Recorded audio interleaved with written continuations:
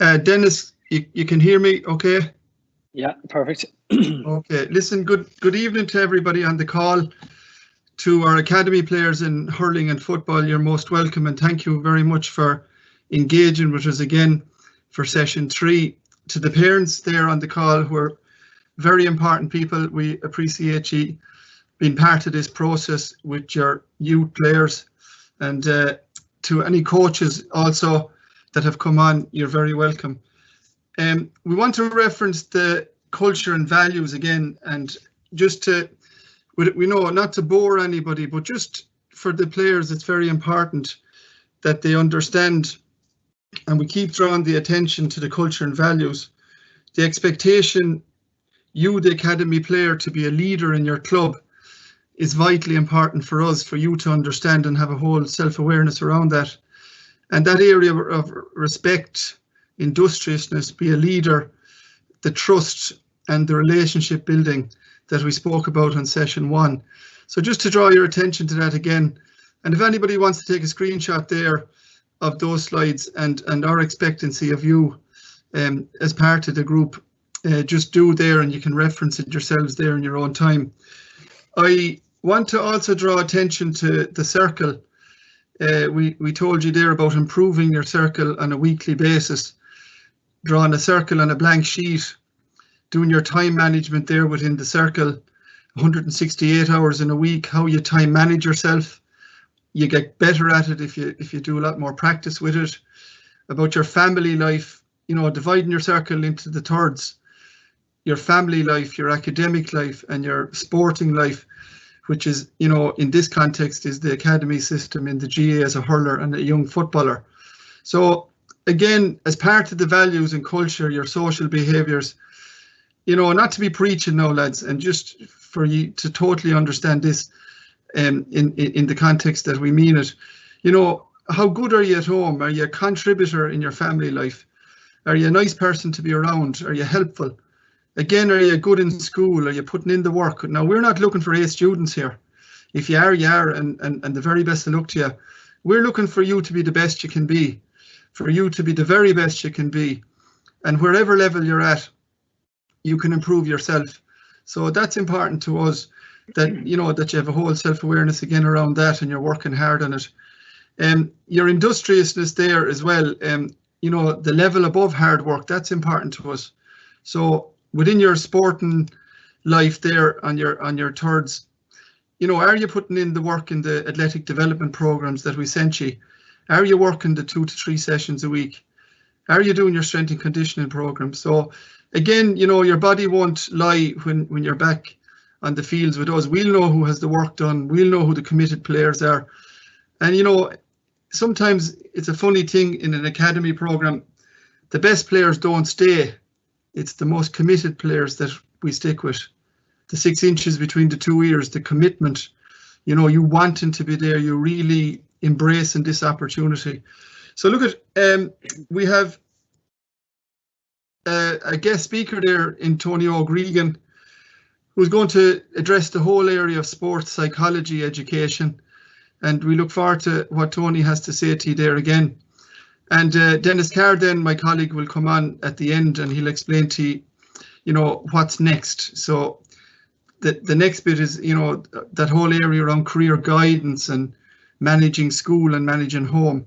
So we'll have a talk on that there in a fortnight's time. But without any further ado, I'd like to wish you all well. Stay engaging in the programme.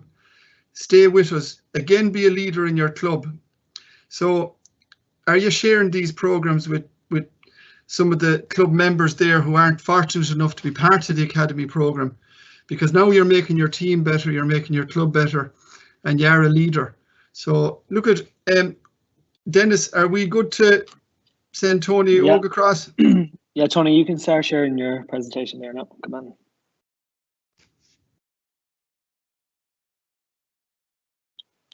Yeah. Thanks, Dennis. Thanks, Damien. Hi, everyone. Very excited to be with you today. Hugely honoured to be back working with the academy players. A really exciting time for you in your lives, becoming part of the Galway Academy. I know when I think back to some of my most fondest memories of Galway hurling, it started probably at, that 12-13 age group, walking into the under 14 setup and been part of preparations for the Tony Forrestal. And thankfully I went on a couple of experiences and journeys throughout the academy, then through the under 16s, the minors, and then progressing into the under 21s and seniors. And at different times, everyone on this call will probably get on that bus to join up with an under 16 squad. Maybe some mightn't make the under 16 squad and you maybe come in at under 17 squad.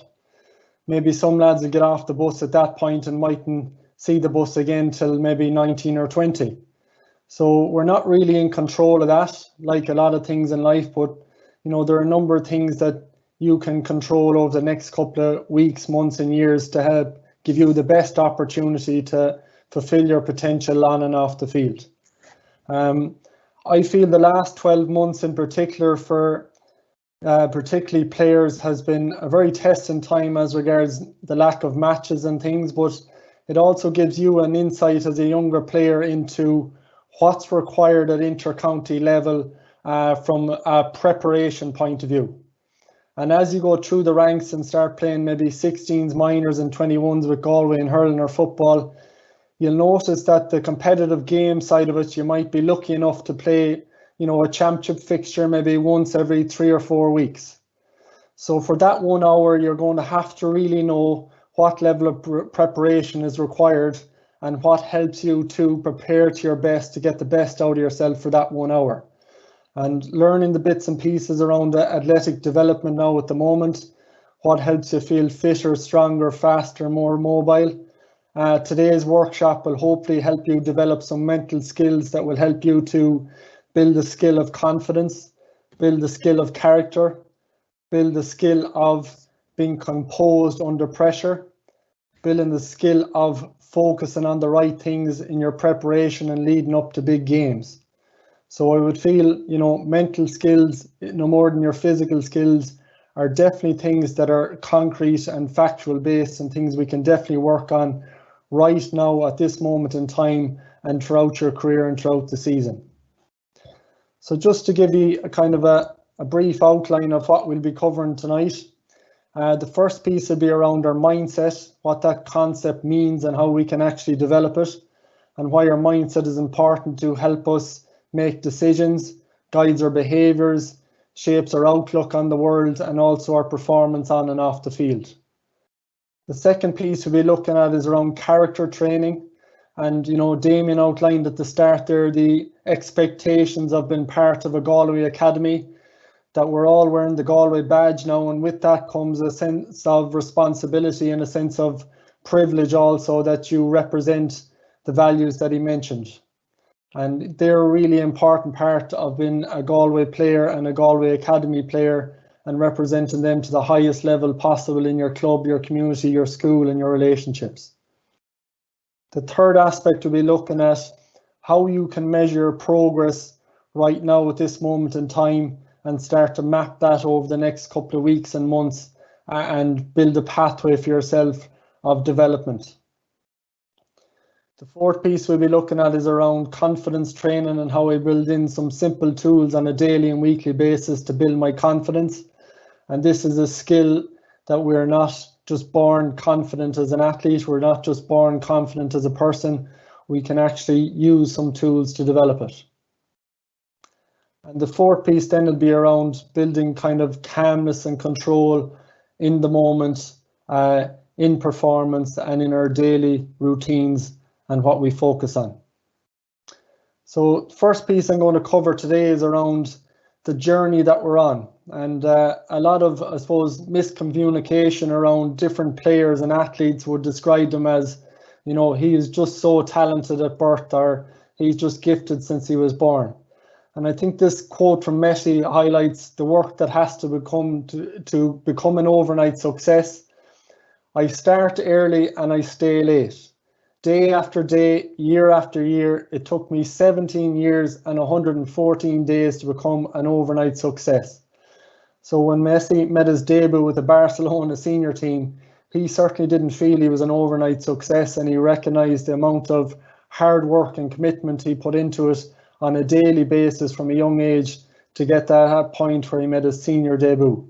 And we'll be talking a bit more around that commitment later on. On the left-hand side then is to look at, stages of learning. And, some of us have maybe been exposed to a gym program in the last couple of weeks for the first time, and we did not know about certain exercises. We did not understand the importance of certain movements, how we maybe build strength, power, speed, and flexibility. So we might be, a bit awkward and unconscious and incompetent at certain exercises at the moment. Now that we've been educated on some aspects at the moment, we've developed a conscious incompetence where we know what we do, but we maybe don't know how to do it, or we're not sure of the movement. And then we move to a level where we're maybe proficient at it. We can do it while thinking and concentrating on it. And then where we want to get to maybe is where we're able to do it on the subconscious and autopilot level. So kicking a football, striking a sliotar, we're maybe at that expert level where we don't have to overly think about the trajectory of the ball and how we're going to hit it and where we're going to hit it. That's been built into our program. So a lot of things at the moment we need to start at novice level, and over stages we will progress at that. And everyone at this call will progress mentally at different stages. Everyone physically will develop at different stages and different rates. Everyone tactically and technically will develop at different stages and different rates. And, when we become world class, it's a matter then of recognizing that there's more to come and there's always progress. So Joe Canning would feel that he's not the finished article. Shane Walsh would feel he's not the finished article even when he arrives at the county senior team. They still have areas to improve and areas to work on.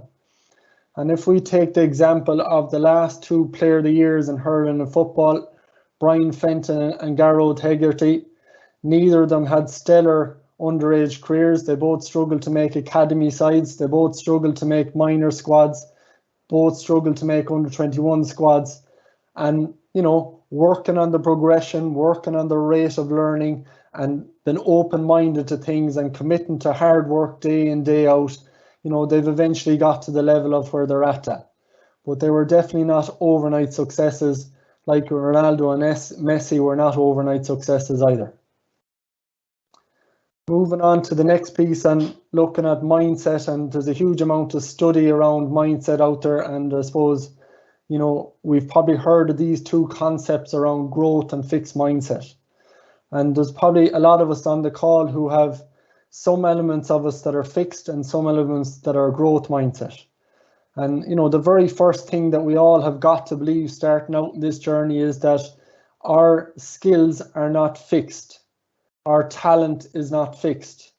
Probably as little as 1% and as maybe as high as 30% is down to our genetics. So as high as 70% and as high as 99% could be down to the environments that we go into and how we practice and how we develop ourselves. So we can all develop our skills, whether it's catching, tackling, striking, soloing. These are all skills we didn't know when we started out playing sport, and through practice and repetition and the quality of effort and intensity we put into it, we've developed them to a certain level. Now as we go up the ranks, it'll be about doing these things a little bit quicker, a little bit faster, and doing them in more challenging environments. The second thing in a growth mindset is to look at, am I a person who's focused on the outcome of making the Galway under 14 squad or making the Galway under 16 squad? Or am I looking at my process of what I can learn while I'm here? How I can develop as a person and learn from the coaches, learn from my teammates, expose myself to new training, expose myself to new ideas and new concepts. And I'm seeing every moment, every experience, every training session as a learning moment. And it's about developing that process of training on a daily basis, on a weekly basis, and recognizing in your process what I do well and what I can get better at. And we get on to some of the key components of process later on. The next thing from a growth mindset aspect is to believe that the effort we put into things is really useful and lends to progress and improvement. And sometimes we might not see those progress and improvements as quickly as possible, but they are happening bit by bit. The little gym session that we accumulate 3 and 4 times a week over the course of a month, over the course of a year, we can see massive differences. When we're working on our skills, both mentally or tactically or technically, and studying the game and becoming a student of the game and putting that effort into it and the required effort, you know, progress will happen over time. The other thing I see top performers really tying into at the moment is that when challenges come, that you embrace them, frame them as an opportunity, see them as a challenge and see them as fun. And when we do that, we activate a part of our, you know, threat response into a kind of response that's positive, orientated and focused on progress and learning. So seeing challenges, you know, you might be let go from a squad in a couple of weeks' time. You might make a schools team in a couple of weeks' time. You might make a club team in a couple of weeks' time. That is a great opportunity for you to just recognise what you need to work on and how you're going to go back at it. And there's definitely not going to be a straight line of success, be it as a Galway player or a club player or a colleges player. And it's to see these, you know, setbacks as opportunities to learn and grow from. The next part, and a really important part, is that, you know, allowing yourself to make mistakes in this environment. There's no perfect coach, there's no perfect manager, no perfect player, no perfect game, no perfect skill. You know, you're going to make mistakes, accept that they're going to happen, and it's about admitting them and trying to learn from them, that you don't repeat the same mistake as often as possible, and you learn what you need to maybe improve around a technique thing or a communication thing or whatever it might be. And seeing those mistakes as learning moments, and they're helping to you to progress and learn and become better. And the last piece around growth mindset then is, you know, to seek out the feedback from your coaches. What am I doing well? What do I need to do more of as a centre back or a midfielder? How can I progress my game? How could I improve this aspect of my flexibility? How can I improve maybe my nutrition and my diet? How can I get more sleep? Having these conversations with your teammates, your parents, your peers, your coaches helps you to progress on that ladder a bit quicker. And for me, in my experience, been around top sports people, it's probably the ones that learn fastest, progress the quickest. And they're really curious around preparation. They're really curious around practice. And they're trying to find, you know, the little nuggets in every single conversation and every experience to get the most out of it. So, you know, if you were to look at that framework there at the moment and rate yourself on those 6 key areas, you know, how would you be doing in each of these at the moment? What score would you give yourself out of 10 on each of them at the moment? And just give yourself 2 or 3 minutes there in your diary or notebook. And we all have skills that we want to develop. And, you know, it's just a matter of saying that I haven't mastered a lot of skills, not yet, but, you know, with the right focus and the right attention and the right energy and the right support network around me, you can achieve these new skills and you can develop these areas of your mindset. So just around beliefs at the moment, around focus at the moment, am I a person that's constantly focused on winning, constantly focused on starting on the team? Or am I a person who's just focused on training really well, preparing really well, getting better session by session, moment by moment, play by play, ball by ball? Where am I putting my effort levels at the moment? How am I looking at the challenge of COVID at the moment? Am I seeing it as an opportunity to work on aspects of my game that I mightn't have got the chance to if we were playing loads of matches? What mistakes am I making at the moment and trying to learn from? Am I making any mistakes at all? And am I in the comfort zone maybe? How much feedback have I got in the last 7 days from my teachers, my parents, my peers, my coaches? And how could I maybe seek out a bit more feedback on a daily and weekly basis? So these are things to reflect on a weekly and daily basis.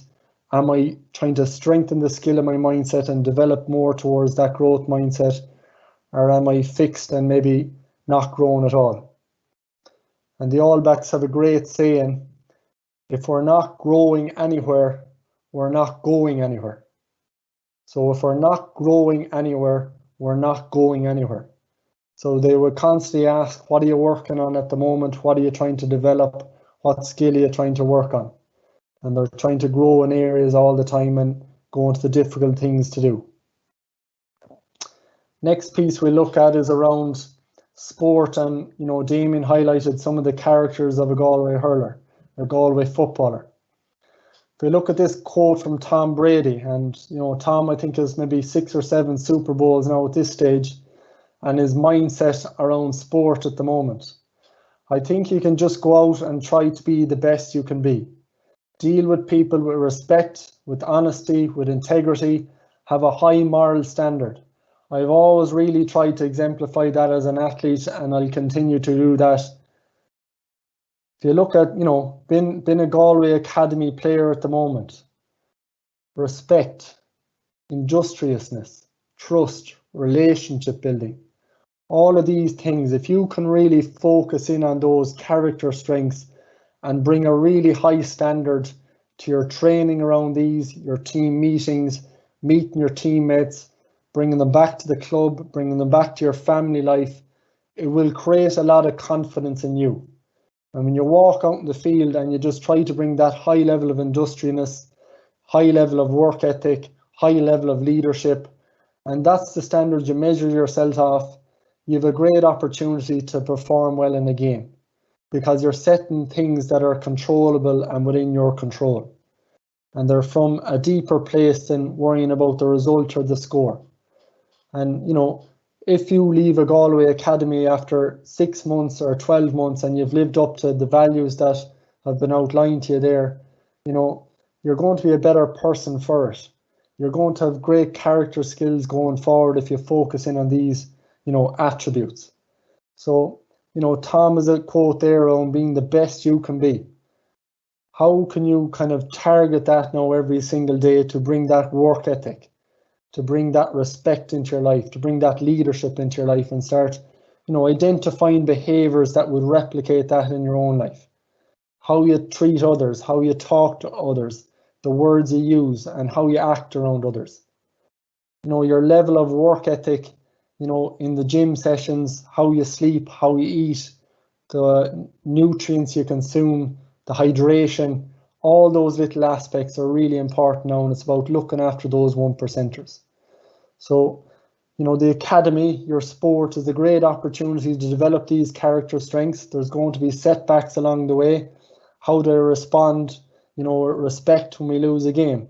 How do I respond with leadership when I lose a ball? How do I respond when maybe I don't make a squad? All of these are an opportunity to you displaying these character strengths that we're talking about. The next piece we're going to move on to is around how do I actually design what I need to develop as a player? And we're going to look at a performance profile. So the first thing up is around mindset. What is my attitude coming to training? Am I bringing a can do and want to do and will do attitude, and I'm bringing a positive outlook on things? What's my level of commitment towards my daily goals and doing the small things when no one is looking? What is my openness to learning about S&C, about sports psychology, around nutrition, around developing the tactical and technical side of my game, and learning about lifestyle and what I need to do around sleep and nutrition and those aspects? So, the best players, again, I see them really open to conversations around this and developing these aspects. So you might give yourself a little rate now to 10 at the moment around mindset, and we've kind of covered aspects of it around the growth mindset. So these might be some of the characteristics you'd look for around mindset and how you develop them.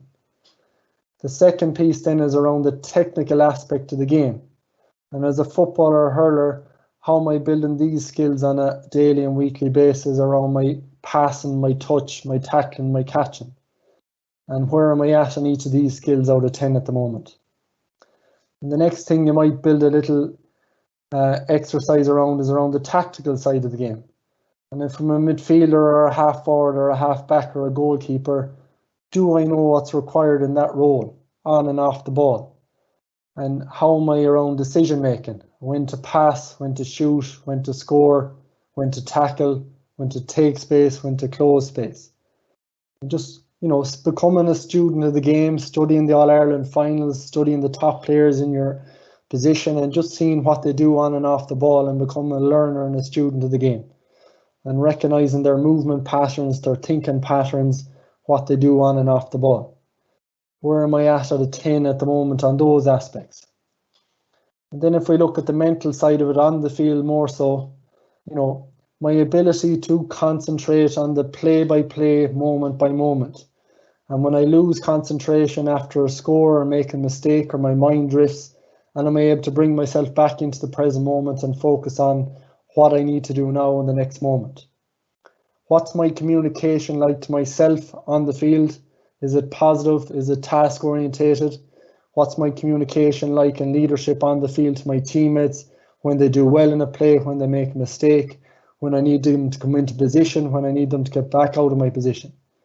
And what's my level of control on the field? Am I calm and composed? Am I a person who gets angry, frustrated and irritated when I don't get a pass or when I make a mistake? And how do I kind of work on that?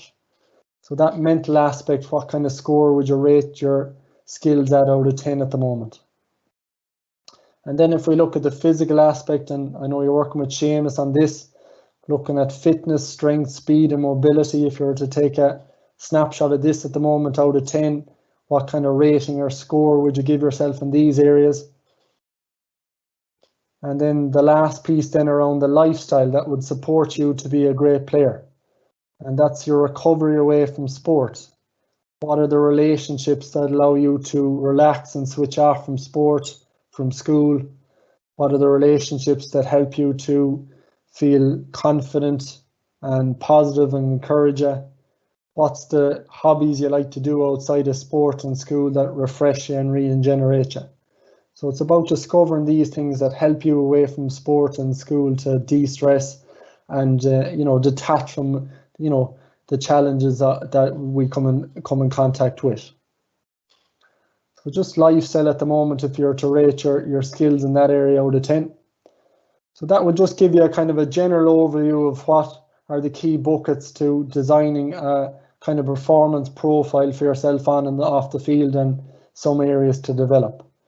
And you know, the next piece then we're going to look at some areas of how we can set goals to develop these. So if we're to look at this model for the moment, and you know, we often talk about winning and losing in sport, but for me, that's probably the very last thing that happens at the end of a game. So every player on the call here will probably want to perform well in a game, so that's kind of an outcome of it. Bring it back to the performance and say, right, what's one thing that helps me to perform well? Maybe it's to have a good tackle count. Maybe it's to have a good score conversion. Maybe it's to get a certain number of possessions of the ball. Maybe it's to pass successively. Maybe it's to create scoring chances or deny scoring chances. So they could be some performance things and performance goals that are important to help you to achieve the outcome of performing well. And then we go another step back and we say, well, what would be the process around getting 5 tackles in a game? And we look at a model maybe of, denying my man space, delaying him when he gets possession, maybe stepping in and dispossessing him in the right moment. And when I do that, then developing the play from it. And what would be some of the things I could practice maybe in the gym or off the pitch around that? So things like my footwork one-to-one, things like the gym exercise I'm working with Seamus at the moment, and how they maybe develop my speed or my agility to do these things. And then, how could I maybe review footage on the best tacklers in the game in hurling or football and seeing what they're doing? And maybe I video myself in some of these one-to-one drills to see what I'm doing well and maybe what I need to improve on. So after a game, you might review some of the things you did well around that tackling, some of the learnings from it, and you maybe make some changes. So this model can go on to fulfill many needs. So the outcome you want, always have that in mind at the end of a session or the end of a week, and then looking at, well, in the session, what's the performance things I want to work on? What's the process around those performance items? And what am I going to actually practice in the session to develop them? So huge focus on, how to do things rather than what and the outcome. So, You know, most of your week should be on your process and developing your process. Most of your performance should be on your process. And, you know, if you execute your process really well, you have a fair chance that the outcome will be positive for you. Next thing I want to move to is around self-talk and the importance of it. So, you know, we all have conversations with ourselves. They reckon we have somewhere between 70 to 80,000 thoughts a day. So we are having conversations with ourselves. Sometimes our mind can generate quite negative conversations. And that's okay, that is normal and natural. But it's the spot maybe when I'm having a negative conversation with myself that can bring down my mood and energy, and my behaviours might migrate because of that. So in a game, when I make a mistake and I start giving out to myself, that can maybe lead to anger and frustration, and my behaviours is that maybe I lash out, or maybe I don't put the same effort or attention into the next ball. So I have to spot at times maybe when I'm in a negative mind. Another mind we may notice at different times in training or matches or during the week is a neutral mind, where I may be not thinking about anything at all. I'm just very neutral. I may be calm, and I'm just saying to myself, I'm okay here. I can deal with this situation. And that leads to you just feeling quite calm and behaving quite calm. Another mind you might notice at different times is a positive mind, where you're telling yourself, I can and I will, and I'm a really good performer and I'm a really good athlete. And that helps to generate confidence. It helps to generate readiness, and your behaviour on the field will replicate that. And at different times we might be in a task mindset. And what do I mean by that? Where I'm telling myself on the field, push up on my man, support the full forward line on the next play, attack the ball at the highest point. So those little conversations are really important because they direct our attention on the field, and they make us focus on what's the most important thing in the moment. So having those conversations and those patterns in a game, you should be rehearsing and practicing them in the gym. You should be rehearsing and practicing them in your training sessions. So when you come to the critical moments in a game, that they're automatic and you're on autopilot repeating those things. And when we move from, you know, being a negative person maybe to, you know, the more neutral and positive mind, we may go to a place where we're feeling powerful, and eventually we go to no mind, where we're in the zone and we're almost free from thought, and we're just, you know, really enjoying the present moment. Time is almost stopped still, and we're just flowing and we're totally absorbed in the doing. So, you know, when people talk about positive self-talk, you have to anchor it around maybe an image of yourself performing a really good skill. So in the caption there, I have an image of myself fielding a high ball, and the dominant words I'm using to myself is I dominate 50-50 contests. So when I say that to myself before a puck out, I'm getting a surge of confidence, I'm getting a surge of wanting to dive up and catch that high ball. So working on little anchors like that throughout your training session, throughout your game, having little references in your phone or in your notebook where you have images of you doing skills really well that are important to your position, and anchoring them around a key word or a message like that is a great way to develop your self-talk routine. And when we go into negative mind, it's really important to, you know, start talking to yourself in that situation, start talking to your teammates, and start bringing yourself into a more neutral, positive or task-orientated mind. And your language is a great way to do that. Next piece we're going to move on to is around confidence. So the first key area we can develop confidence is from past experiences. So if you did a gym session well yesterday, that's a great reference point for your mind that I am strong, I am fit, I am agile, and I executed these exercises around it. You know, when I complete a good wall ball session or a good finishing session in football or hurling, and I maybe challenge myself to score, you know, 20 shots between the 21 and 45, and I nail 15 of them, I'm giving myself confidence that I can score from that range. You know, big matches that you played in, be either with the club or the school, you know, referencing them back and saying, what did I do well in those games that I can bring forward into the game next Sunday or in a couple of months' time? You know, so thinking back to your memory, you're sitting in the dressing room, what's the 2 or 3 things I did well in my preparation this week? Sitting in the dressing room before a big game, what's the last big game I played well in at this venue? And I start to cultivate that positive emotion and that confidence in myself, and I'm moving towards, a good performance then. So we can access those past experiences on a daily basis, on a moment by moment basis, by capturing what we do well in our training sessions. The next piece is around encouragement, and that can come from our teammates, that can come from our parents, that can come from supporters, and the number one person it can come from is from ourselves, because we're having more conversations with ourselves in games than anyone else. So verbal encouragement towards yourself and towards your teammates is a great way to build confidence in yourself and in your teammates and in your environment. So working on that skill consistently is a great way to boost that confidence bucket. The next piece is your imagination.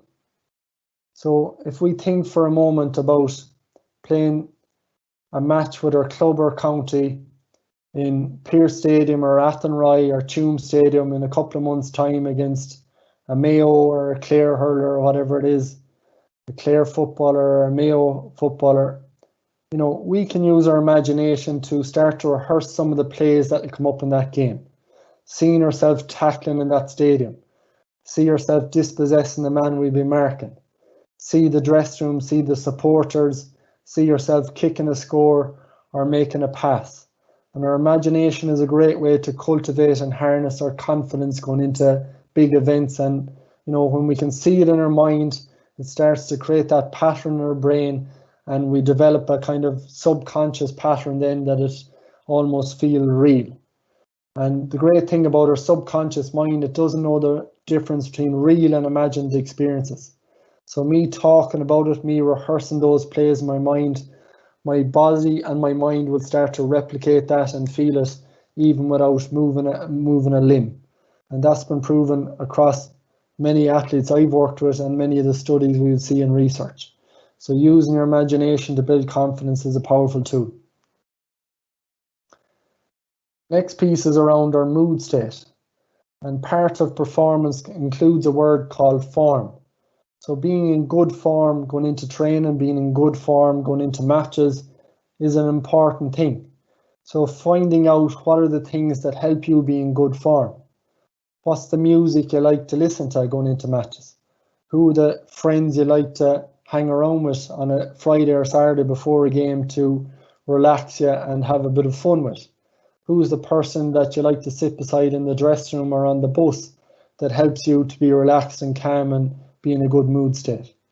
What do you like to watch the week of a game or the night before a game or the morning of a game to put you in a good mood state? What foods do you find puts you in a good mood state? What conversations help you on the week of a game to put you in a good mood state? So all of these things can help us to create a good mood state, and we're in control of a lot of them and we can influence a lot of them. And the other part then is to look at using role models as a place to build confidence. When I was growing up, I probably aspired to be Tony Keady, Pete Finnerty, Jerry McInerney. As I got a bit older then, it was probably Shawnee McMahon and the likes of that, and Brian Corkin, who probably inspired me as centre half backs.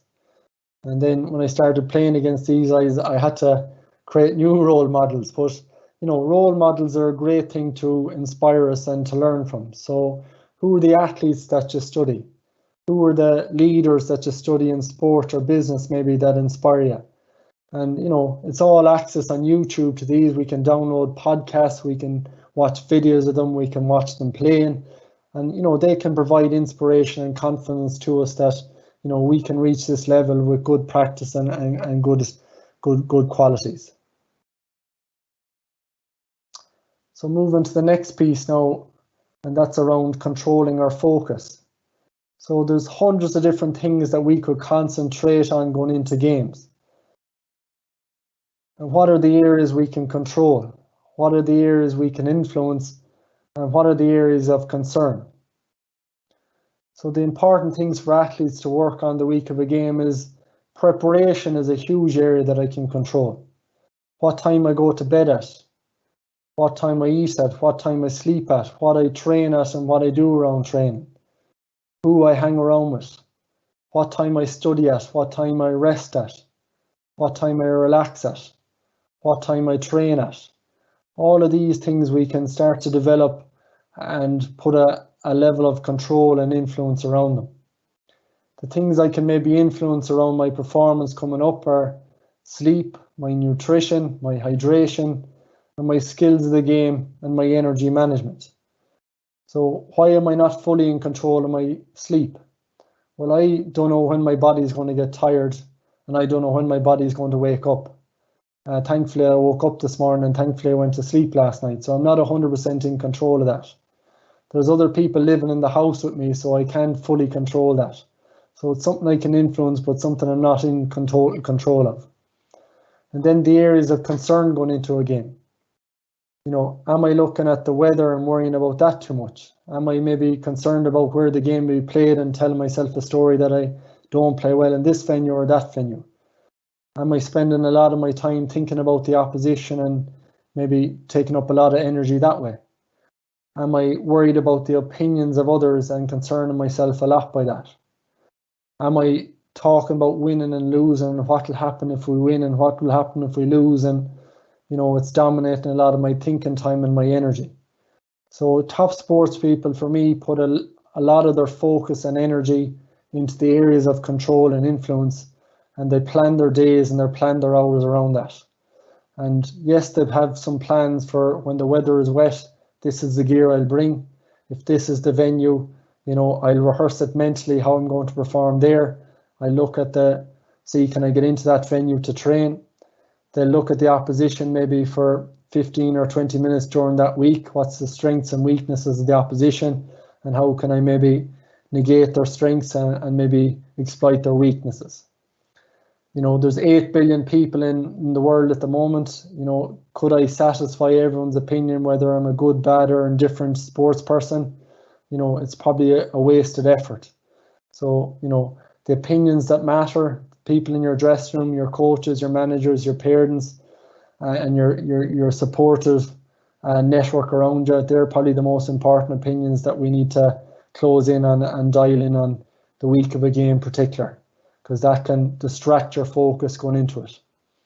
And the outcome, as I said, is the last thing that will happen. So why put pressure on it? You know, there's 15 other opposition players there that have an influence on it, refereeing decisions, management teams. Everyone has a small percentage on this. So, you know, whether we win or lose the game, you might be 1/50th of that, and putting your whole emphasis on you've been a successful player if we win and you've been a really bad player if we lose is probably not a great way to measure your success. So looking at the process and focusing on your preparation and your performance is where it's at. I've been in All-Ireland winning dressing rooms at senior level, and I've spent a full year there where winning and losing the game was never mentioned. It was how good can we perform as a team this week? And if we win or lose, what do we do well around our performance? And what do we need to do better this week as regards improving? So the win or losing was something outside of our control to a large extent. We didn't waste our energy and focus on it. Second last piece for tonight is around training calm.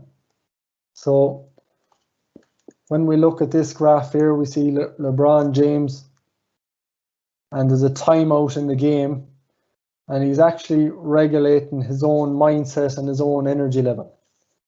So, you know, that's what, if you were to hone in on breaks in play in sports at the moment, be it in rugby, soccer, or GAA, you'll see the top players before they take a free, before they're making a big decision in the game, they're starting to breathe and reset. And why are they doing that?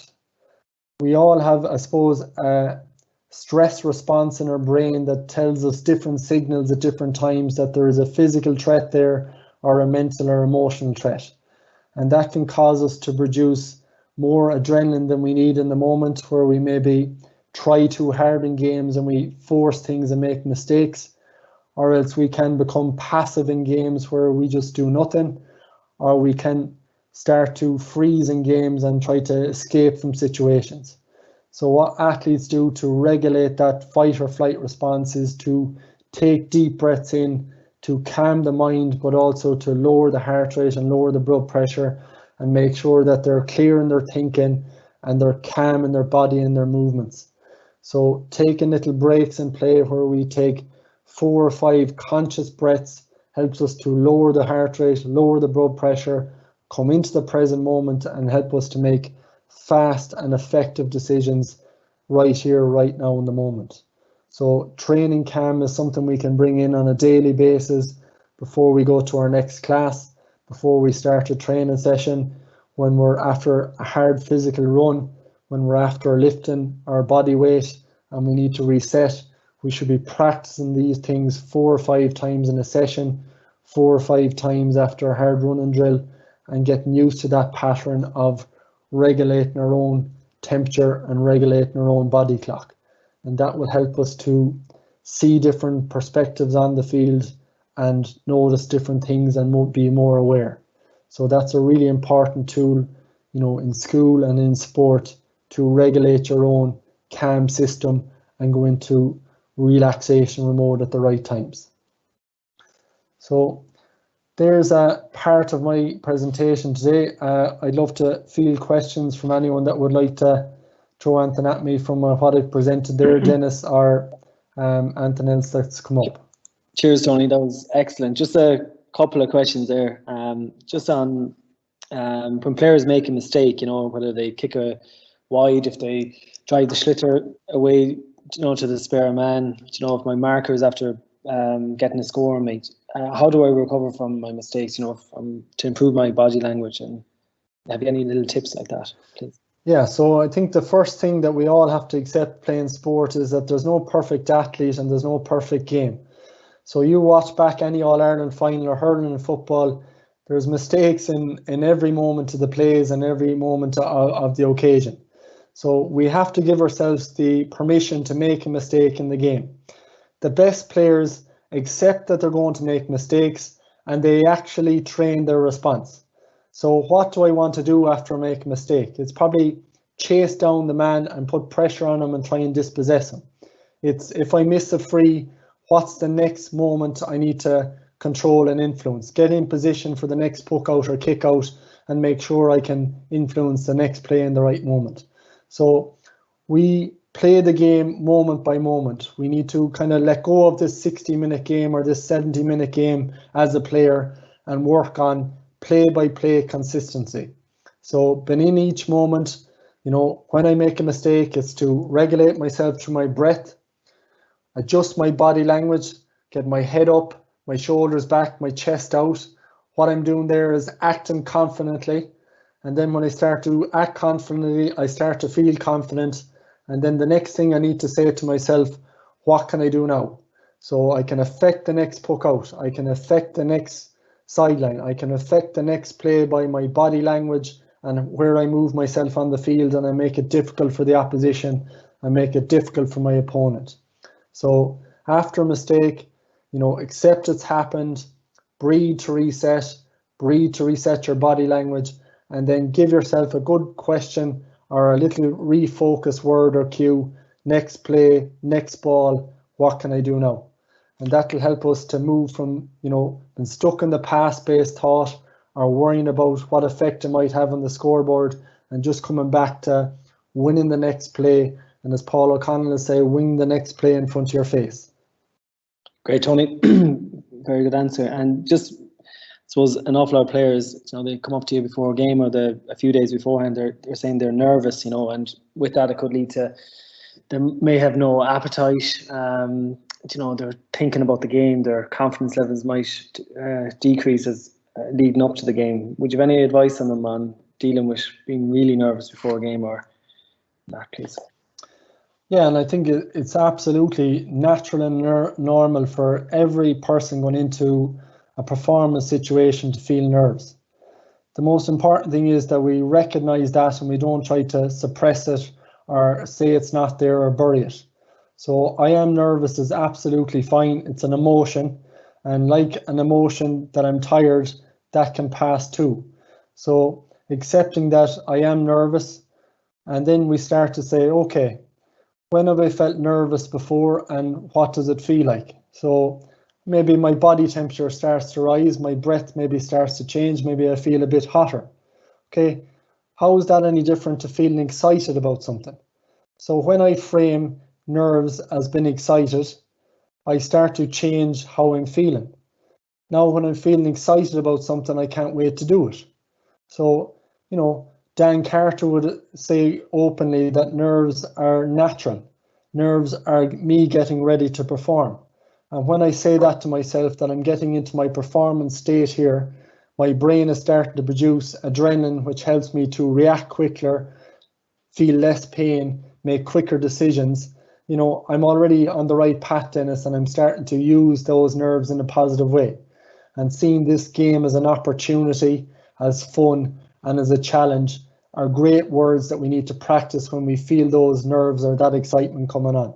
So seeing every match as an opportunity, seeing it as fun, seeing it as a challenge. This is what athletes practice using, and they practice using those words because they know that creates a positive feeling, a confident feeling, and their behaviors then will start to replicate that. So, you know, nerves are absolutely natural. Accept that they be there, and then recognize that they're helpful to performance. They're getting your body and mind ready to perform, and then, you know, go and embrace them. Cheers. Just one last one there.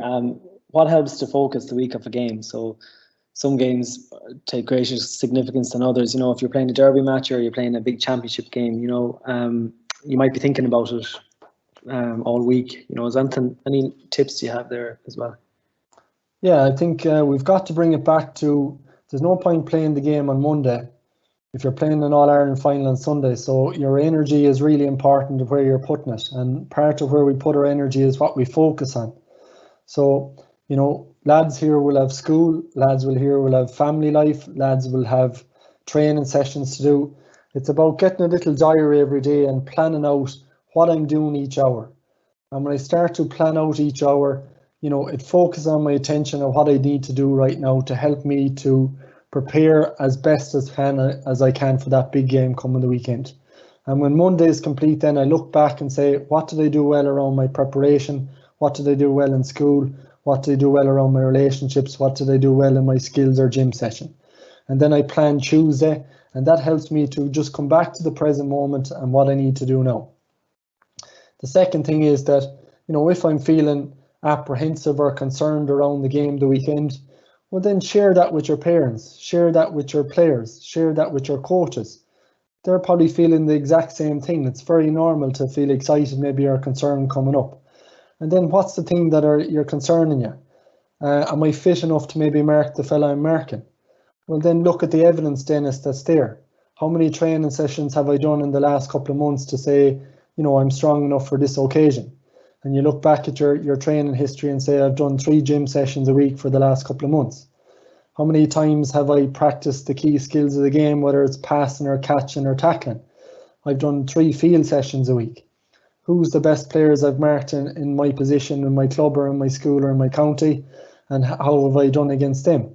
So there could be loads of little evidence there that we just need to give the mind and fill ourselves with going into a big game, that we can do this, and we bring it back to the key aspects of the game that I need to be good at and where I've done it before. And then I make sure I practice some of them leading into the game to give myself even more recent evidence that I can perform well at this level. Thanks, Tony. That was really, really good presentation with over 1,300 attendees on the call tonight. So I'm sure they're going to get loads of benefits from it.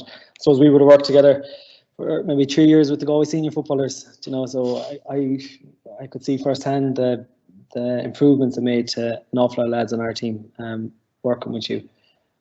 So cheers from Galway coaching. I'm sure Damien would reciprocate. Yeah, look at Tony Óg, thanks so much. We really appreciate your messages, some really key messages there for every young fella on the call there to take away something there, and you know, would take it away, embrace it and change what he's presently doing. So, you know, I just want to encourage everyone, you know, Tony Óg give out so much brilliant information, but it's now it's now your job to take 3 or 4 things and change the way you're doing it and make that automatic in your life. So look at Tony Óg, I know you for forever, since a child, and I worked with you there as part of your player pathway career at the time as well. And I know how committed you were, and I know how committed you are in everything you do. So look at, on behalf of Galway Coaching and Games and Galway County Board, we sincerely thank you. And we'd encourage everybody on the call there to embrace all of the key messages there that you were given. So thank you very much, Tony Óg. Cheers, Tony. Thanks, Damien, Dennis. Thanks, everyone. Wishing you well for the season ahead. Yeah, great. Thank you, Tony Óg. Dennis, do you want to let people know? I'm going to put you live there, okay? Okay, yeah. So tomorrow I'll be sending out today's recording of Tony Óg's presentation. On the email, I'll have an updated running program for you to continue. And then we're into week 5 and 6 of the athletic development program. So you already have that sent to you, but I'll include that in the mail.